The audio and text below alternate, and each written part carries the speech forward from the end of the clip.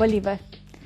Muitas vezes, algumas pessoas atribuem as mazelas do Brasil ao liberalismo e o neoliberalismo. O que você acha? Em primeiro lugar, nós temos que distinguir liberalismo político de liberalismo econômico. Liberalismo político é o Estado constitucional, é a defesa da democracia representativa, da liberdade, da pluralidade entre grupos ou partidos. É o sistema que nós conhecemos, a democracia representativa. O liberalismo político é a teoria subjacente a esse tipo de sistema. Isso pode ocorrer junto com políticas econômicas liberais ou antiliberais. Como é que se entende isso? Veja, o liberalismo econômico se caracteriza pela economia de mercado, ou seja, por um setor privado forte, por concorrência entre produtores, distribuidores, entidades financeiras e o mínimo possível de intervenção do Estado na atividade econômica privada. Então, quando uma pessoa diz eu sou liberal no sentido econômico, a pessoa está dizendo eu prefiro o capitalismo, eu prefiro a economia de mercado, eu prefiro que haja muitas empresas concorrendo entre si para melhorar a produção, a produtividade e manter os preços no melhor equilíbrio possível. Uma coisa é totalmente diferente da outra, Elas podem, às vezes, andar juntas e, às vezes, andar separadas. Então, do ponto de vista político, eu acho razoável dizer que nós temos uma bela tradição de pensamento político. Desde o tempo do Império, ainda que num nível muito rudimentar, porque nós éramos um país muito pobre, 80% ou mais da população era analfabeta, nós tivemos a escravidão, mas nós fomos pouco a pouco desenvolvendo um pensamento político liberal. Se você chega ao final do século e procura, por exemplo, quais são os grandes líderes políticos do Brasil no final do século, no começo do século XX? Por exemplo, Rui Barbosa, um liberal de carteirinha, assim, absolutamente dedicado a construir uma democracia liberal, do ponto de vista político. Agora, do ponto de vista econômico, nós simplesmente não tivemos quase nada, quase nada.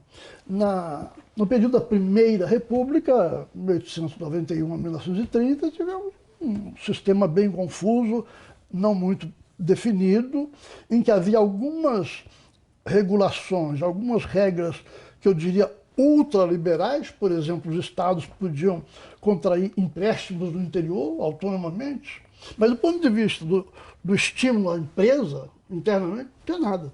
A terra totalmente concentrada, a população totalmente rural, então a população toda concentrada sob o domínio dos senhores da época, dos fazendeiros.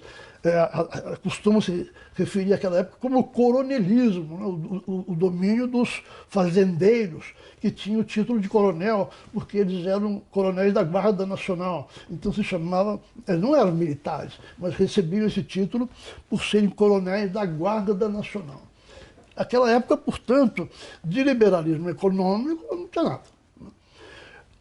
Depois de 1930, veio a Revolução de 30, comandada pelo Getúlio Vargas, houve a oposição de São Paulo exigindo a Constituição que se outorgasse, que se fizesse uma nova Constituição. Um certo período confuso, fez uma nova Constituição, mas de inspiração liberal ela não tem nada. A inspiração da Constituição de 34 era muito mais o corporativismo, o arremedo de fascismo que começava a surgir na Europa, na Itália e em outros países. Veio o Estado Novo, 1937 até 1945, uma ditadura, suprimidos todos os partidos, e o Estado aí assumindo claramente, diretamente, o comando da industrialização por meio de empresas estatais. É impossível encontrar um traço qualquer de liberalismo econômico no período da ditadura Vargas. Em seguida, depois de 45 abriu-se um pouco mais, mas era o período do embate esquerda-direita, do embate da Guerra Fria, e não se chegou realmente a desenvolver um pensamento econômico liberal. Assim, explicitamente liberal em pensamento econômico, que eu me lembre, foi só a curta passagem do banqueiro Clemente Mariani pelo Ministério da Fazenda no governo Jânio Quadros. Ele começou propondo uma liberação do câmbio, que seria um passo importante, no sentido da abertura da economia ao exterior, consequentemente teria muitos efeitos internos estimulando o surgimento de um mercado. Uma primeira medida. E ficou nisso, ele não conseguiu fazer nem isso. Né? Veio a crise, 63, 64, na época do João Goulart, nenhum pensamento liberal no sentido econômico, absolutamente nenhum, era o pensamento de esquerda, né? que preponderava. Veio o golpe militar, então outro curto momento, né? O Ministério, a área econômica do governo Castelo Branco, né? Que era do governo Bulhões, como ministro da Fazenda, Roberto Campos como ministro do Planejamento. Bom, ali eles tentaram fazer diversas reformas, racionalizar, mas foi um governo de 2 anos. Né? O Castelo Branco tinha prometido que ia ficar no governo por um curto período, e logo que estivesse estabilizado, voltava-se à democracia, o que obviamente não aconteceu. Houve uma espécie de golpe interno nas Forças Armadas, o general Costa e Silva,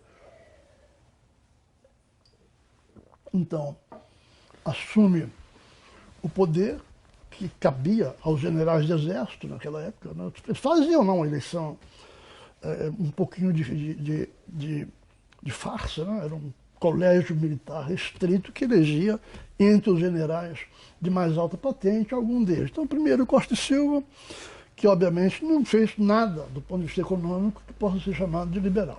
Em seguida veio Garçaso Médici, os chamados anos de chumbo, nada de liberal, absolutamente nada. O Brasil chegou a crescer a taxas espantosas nesse período, né? Na base da incorporação de mão de obra, desenvolvimento industrial com base numa tecnologia basicamente rudimentar do ponto de vista de hoje, né? E, em seguida, endividamento externo a taxas estratosféricas, quando entrou o governo do general Ernesto Geisel. Ernesto Geisel era uma visão, assim, era a industrialização em marcha forçada. Agora nós vamos dar o salto para o desenvolvimento. Nós vamos importar petróleo, muito petróleo, porque nós não tínhamos autonomia, e vamos contrair dívidas no limite do necessário para grandes projetos conduzidos pelo Estado para darmos o salto para uma economia desenvolvida. Chegamos a ter quase 500 empresas estatais nesse período. E todo mundo sabe como é que a história terminou. Né? Em 73 houve a guerra no Oriente Médio, o cerco a Israel, que fez o preço do petróleo irem para o espaço. Em 79, o chamado choque dos juros. Né? Outra crise iminente no Oriente Médio. E a taxa de juros que era aplicada aos nossos empréstimos, que era de 6%, foi para 18%. Quer dizer, então, triplicou. E, portanto, o Brasil quebrou. Pura e simplesmente quebrou. Como é que vai pagar uma dívida de 18% ao ano? A chamada crise da dívida, né? Renegociada ali nos anos seguintes. O principal negociador foi o Pedro Malan, negociada em 82, por aí. Mas a inflação tinha subido para um patamar extremamente elevado. E nós tivemos, então, a chamada década perdida, em que nós só podíamos pensar em inflação, não podíamos pensar em mais nada. Foi plano atrás de plano, tentando regular a economia, estabilizá-la na base do controle de preços e salários. Nenhum liberalismo nisso, não há nenhum. Né? Um pouco de liberalismo com o Collor, mas o Collor foi um governo muito confuso. Né? Ajudou um pouco na abertura das importações, dos carros, a pressão para melhorar. Exatamente. Ali o Collor tinha uma intenção liberal, ele tinha um pensamento mais liberal. Né? Até porque entre os seus principais mentores estava José Guilherme Melchior, que é um dos maiores intelectuais da nossa história, que era uma pessoa consistentemente liberal, que estava à cabeça do Collor. Collor caiu, né? Veio Itamar Franco, que fez um governo absolutamente confuso no primeiro ano, né? Chegou a ter 3 ministros da Fazenda no primeiro ano, E quando viu que não tinha jeito, que ele tinha que... Então, o que aconteceu? Itamar Franco teve uma centelha, né? Um estalo de luz, e colocou o Fernando Henrique num papel semelhante ao de um primeiro-ministro num regime parlamentarista. O Fernando Henrique então assumiu o poder com muita força, reuniu um grupo de economistas e começou uma estabilização racional, sem choque, sem novos planos de controle de preços, e foi gradualmente, através da chamada URV, né, Unidade Referencial de Valor, fazendo a inflação convergir para um nível baixo. Bolívar, eu lembro, agora você falando do Collor e da cabeça liberal que ele tinha, ficou uma frase muito famosa que ele falou: os nossos carros são carroças. Foi isso que ele chamou, foi o chamado dele para a abertura, né? Exatamente. Nós pagávamos caro por carros de má qualidade. Abrindo a economia, nós colocamos mais concorrência e começamos a ter carros de melhor qualidade por um preço mais razoável, né? Isso ele disse explicitamente. Depois, então, prosseguindo a narrativa, com o Itamar, quando o Itamar Franco teve o estalo de Vieira e nomeou o Fernando Henrique para uma função semelhante à de um primeiro-ministro, o Fernando Henrique, então, desistiu daquela ideia dos choques heterodoxos, o controle de preços e salários, que tinha sido tentado 4 ou 5 vezes.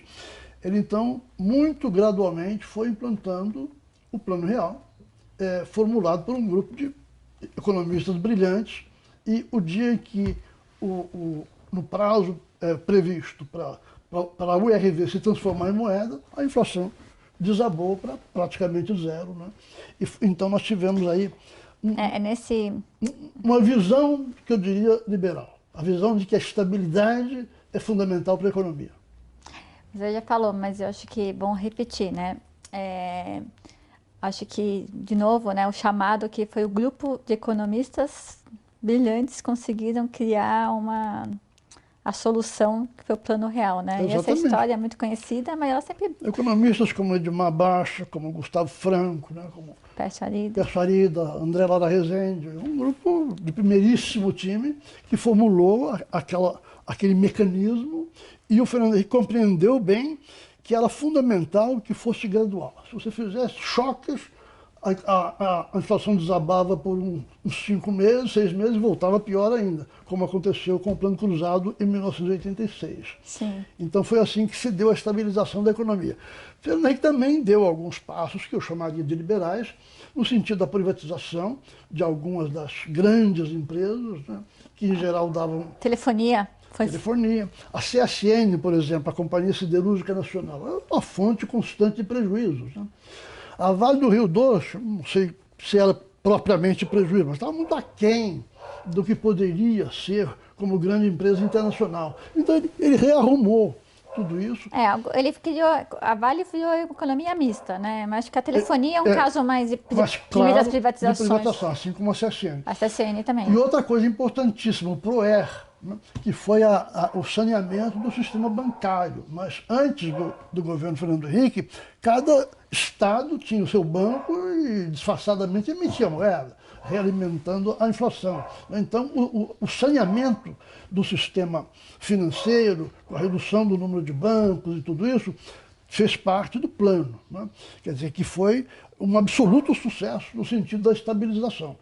Infelizmente, o segundo mandato foi perturbado pela questão do apagão, quer dizer, muita gente xinga o Fernando Henrique por causa do apagão, né, como se ele fosse São Pedro, né? Uhum. Mas o apagão aconteceu porque não choveu, né? Então isso prejudicou bastante o segundo mandato. Mas, enfim, nós terminamos o governo Fernando Henrique prontos para retomar o crescimento, desde que mantivéssemos o rumo, quer dizer, aos poucos, gradualmente, implantando uma economia de mercado. O primeiro mandato do Lula até que respeitou mais ou menos isso. Nós tivemos o chamado tripé da política econômica, né? O câmbio livre, a economia estável, né? E a responsabilidade fiscal, né? Responsabilidade fiscal, uma ideia do Pedro Malan, de que os estados, os municípios, todos os entes estatais tinham que manter os seus gastos dentro de um certo limite. O primeiro mandato do Lula respeitou razoavelmente isso e foi mais ou menos bem. né? Agora, dali em diante, nós começamos a repetir todos os erros antiliberais que tínhamos cometido durante toda a nossa história. Graças a quem?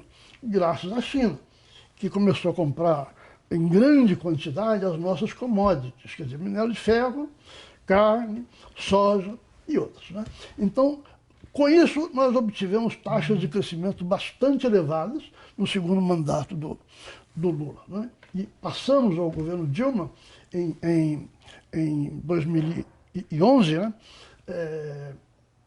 Com a crença no crescimento baseado na grande exportação em mega empresas atrelada à China, ou seja, a velha ideia de que nós não precisávamos de um mercado competitivo internamente, muito menos de pequena empresa. Entende? O BNDES despejava dinheiro nessas operações todas, né?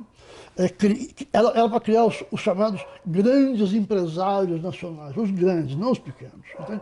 Você não cria classe média financiando o Joesley Batista, entende? Você cria classe média financiando pequenos empresários.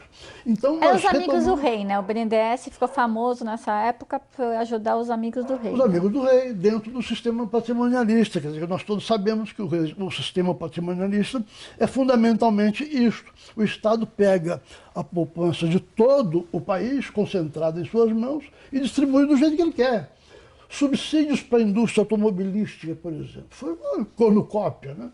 Para manter o nível de emprego, o nível da produção mantém o nível de emprego. O nível de emprego mantém a força eleitoral. Então, isto aí foi que levou ao desastre final do governo Dilma. Esta semana, nós estamos no dia 21 de maio, né? 3 ou 4 dias atrás, e aqui eu termino, o jornal Estado de São Paulo publicou no caderno de economia uma coisa simples, e assim, pão, pão, queijo, queijo. Quer dizer, até hoje, nós não chegamos aos níveis de pré-crise, que é de antes da crise da Dilma, em nenhum setor da economia. Só isso.